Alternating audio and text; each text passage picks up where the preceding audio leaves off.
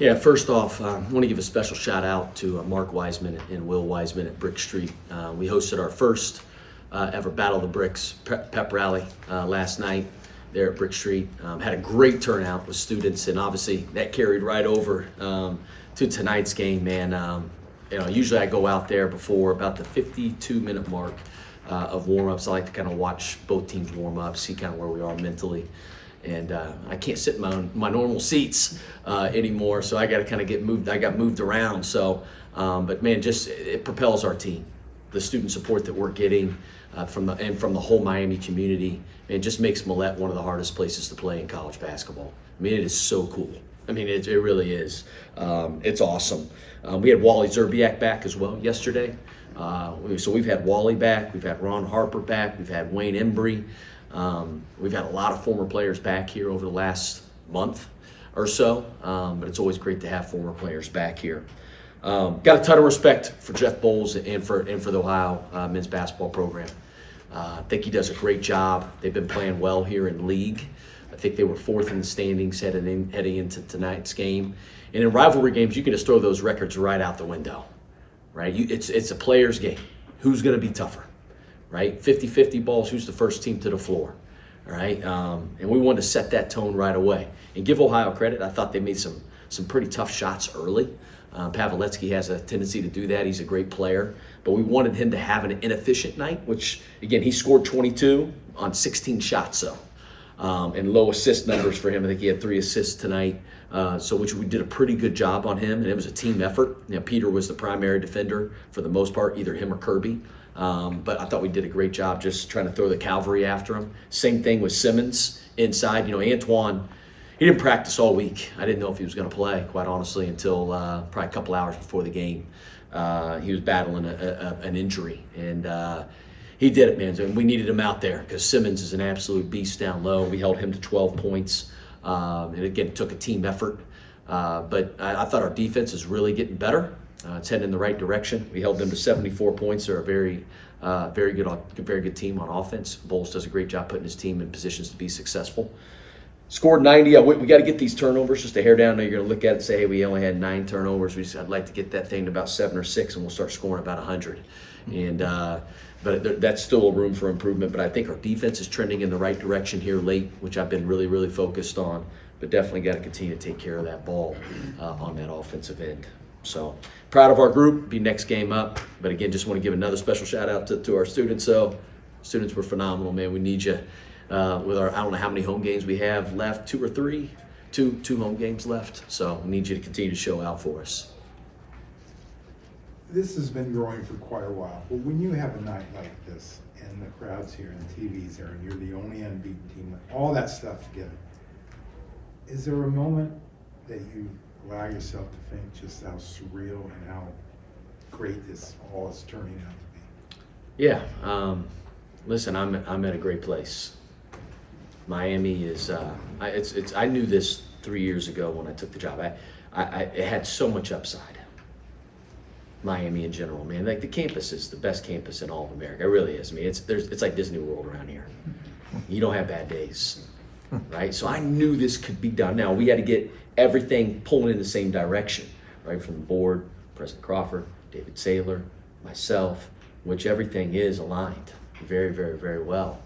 And when that happens, when you get like-minded people all pulling in the same direction, these types of things can happen. It can happen anywhere in college basketball or college football or whatever sport it is. And but it's been a lot of fun, man. There's nothing better than they say than building your own house, even though Amanda and I are building a house right now, and it can be frustrating at times as well. But I got a great builder. We got a great builder who stays on top of it. But like it's been so enjoyable to build it and build it with the people that I've been able to build it with here at Miami. And just it's cool. It is. I mean, it makes me really, really proud, man. It really does. Kind of on that same line, what you talk about next game, but you make sure that you want your kids to kind of enjoy the moment, right? And absolutely. Some coaches wouldn't do that, or they'd tighten up a little. Why is that you want, and how can you balance that? Well, I think. Listen, like everybody wants to take fun out of stuff. Right. You only live life once, and we got a great group. and they're doing extraordinary things. And we want to have fun. Again, I think when you have fun and you do it for others, you don't feel the pressure. You know, I said this in the media the other day. So we were at Marshall. Marshall had a heck of a crowd, sold out, whole deal. And I didn't know one of our family friends was there. And he's a Marshall, I guess, season ticket holder. I didn't even know. And he said, man, I couldn't believe how loose our group was. He said, I figured you guys would be tight. You know, he told my father-in-law. And it's because we have fun. If you come to practice, we have fun. And that's how you get better. When you stop having fun, and you're not excited to go to practice, you're not excited to lift, you're not excited to watch film, then all of a sudden you're just going to flatline. Our group has fun, man, so I don't want to ever take that away from our guys. But it is always the next thing, but enjoy it at the same time. You know, I think there's a balance with that. Yes, one other thing real quick. Yeah. Were you like that maybe 3 years ago when you had this team and nothing had happened yet? Yeah, my first year tested me in a lot of ways, but we got better. I give our staff all the credit in the world year one. Rob Summers, who's now the head coach at Cleveland State, is doing a great job up there in year one already. Jonathan Holmes, Carl Richburg, Elijah Pennington, Christian Smith, all those guys are still here, by the way, right? So we've had to build. People talk about retention of players, right? We've had a retention of staff too. Those guys got me through year one and kept me positive and kept me going, and that's why we went on our run late in the year. Like we qualified for the MAC tournament at the very end. It took it all the way to the last game, and I think we won about 4 or 5 in a row in that stretch. And where a lot of people are probably giving up on our team, our guys never stopped having fun, and it just kept us going, especially late in the year because it is a marathon. Coach, when you're sitting aside before the game starts, 55 minutes to go before you tip off, what goes through your mind during that time? Yeah, you know, I think obviously you see the crowd, man. It's just like, man, the support that we're getting is just appreciate it. It's awesome. Yeah. It's awesome. We're giving our guys a great experience. Hopefully we're giving the current students, and I've been told by several students that we are, they're so excited and appreciative of our team as well, man. Just the Miami community is so tight-knit, and we support each other, you know, and that love and honor is very, very real, right? We make it come to life here at Miami. But I'm also trying to see kind of like, hey, listen, how focused are we? Are we ready? Trying to make sure our guys are ready for war, because we knew we were going to get Ohio's best shot. We knew that they were going to fight. So I always try to just gauge a little bit. I like to have a little temperature check. Where are our guys at mindset-wise? And I felt pretty good about our guys watching them warm up. Obviously, you have to learn how to win games in different ways, Travis, come March. Do you think you guys are approaching that like this evening?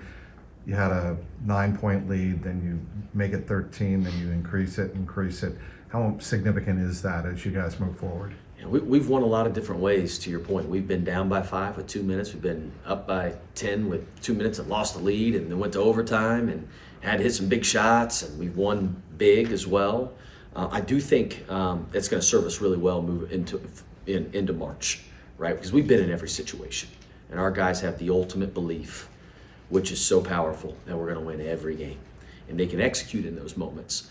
But I do think, and it's like I told our guys, if our defense could take the next step, which I think it has over the last 4 games, you're going to start seeing us, the spurt ability that we have, the runs that we can go on are going to be massive. And what did you like about the defense tonight specifically? Listen, Pavletsky he's a challenge. I mean, he's a first-team all-conference guard in the MAC, and Jeff Bowles does a great job putting him in positions to where he can attack and play make. And I mean, he scored 22, but he took 16 shots to get to 22. That's a lot of shots, and he only had 3 assists. So I thought that we did a good job on him. I think our defense is getting tighter. We're not giving up as many layups or uncontested threes. It's like, I think we've had that identity on the offensive end the entire year, right? But if we can get that identity on the defensive end, that's when things are really going to start trending right for us. But I do think there's an art to it here at the mid-major level specifically. We got to peak at the right time in March, and I think we're heading that direction, though, for sure. As this run continues, it's now 25 in a row. I know sometimes you put the numbers to the side and just focus on the next game. But 25 in a row, obviously national attention is increasing. What has it been like for you just to juggle all these on ESPN, on CBS, on everybody wants a piece of your time. How are you managing all of that pressure? Yeah, I've told our group, all of a sudden it's like people start pulling you a million different directions, right? And from, friends, even people that they love you, right? And they're just gonna send you a text or all sorts of different people start pulling you different directions. And it's like, can we keep the main thing the main thing? Like our preparation doesn't change. My day-to-day doesn't change at all. Now listen, I have to do my job, right? And it's my job is to continue to help gain this attention for this beautiful university that we're at, right? So like if I can get if we have an interview with whatever it is, ESPN, CBS, great. I mean, that's great for our university. It's great for our men's basketball program, and but it's all about the players. It's less. It is less about me, and it's about our great players that we have. It really is. But our guys stay so focused. They don't let it bother them at all.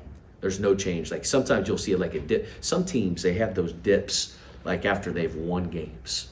Our group's so mature. I told Ian Elmer this tonight. He picked up, he was in foul trouble the whole night, but he had 4 fouls. And 2 years ago, he would have really struggled going back in the game.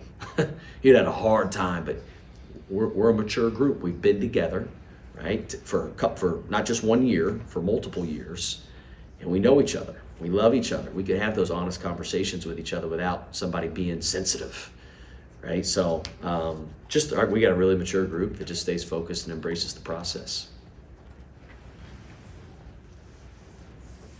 A lot of good things are being said about the team, and when you hear a lot of people talk, usually it's not so much about individual players, it's kind of about the team in general, which is a testament to them.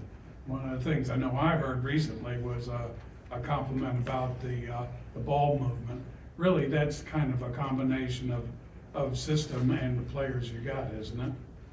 It is. I think our system for sure, our spacing, our pace, our randomness promotes that, right? Our go-to guy for us is always going to be the open guy. I've said that before. And I like open shots and I like layups, right? And I like free throws. Brant Byers got a lot of free throws tonight. Drew a lot of fouls. So proud of his development, man. He's worked his tail off. But we get a lot of good players. But we have a lot of high IQ guys. But in this landscape, our guys don't collect stats. Because I think that is happening across college athletics, right? Not just basketball, all sports, right? Our guys play for one another. They want to get a great shot for Miami. And I know I've said this one before, but Peter, I think he had 37 against Buffalo here, and I don't want to give you guys wrong information, but I think he had roughly around 10 at Buffalo the second time we played him. You couldn't tell the difference whether Pete scored 37 or 10. He didn't care. He was playing to win, which is refreshing. Right? He puts winning, all of our guys do, put winning first, which is why we're a good team. Coach, early in the first half, Antoine Wolfo got in some foul trouble, and then Omar Abdison stepped up in a big way, I thought, in the first half. And doing it in a lot of different ways than just shooting three. What does he, I know he's been kind of in a slump, does this game, you think, do a lot to build confidence for him and a lot of the other guys? Yeah, I think, Omar is an absolute mismatch. He's a nightmare. He's that guy that keeps you up as an opposing coach. If I was watching him, I'd be like, man, how are we guarding him? Are we going to switch him? Are we going to hedge him? Because you can't drop coverage, right? He's just going to get a million threes. But he knows this. I value him not just for his shooting. He can post like he did tonight. Got a little on him, and he took him right down. Barkley did. We call it a Barkley little back down dribble. Got right to his shot. He can rebound. He has some traffic rebounds, I thought, which were great. He has some really good wall ups. There's a million ways to impact the game, and he has such a high IQ. And he was extremely well coached before he came here with Brian Wardle at Bradley, and I think that shows with how he plays. And we knew that when we were getting him. So he's a really good player.